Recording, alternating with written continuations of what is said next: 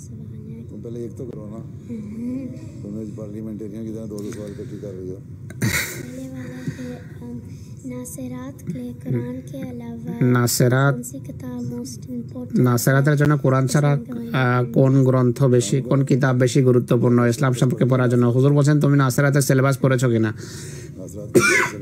নাসেরাতের পুরো সিলেবাস পড়ো, কোরআন পড়ো, এরপর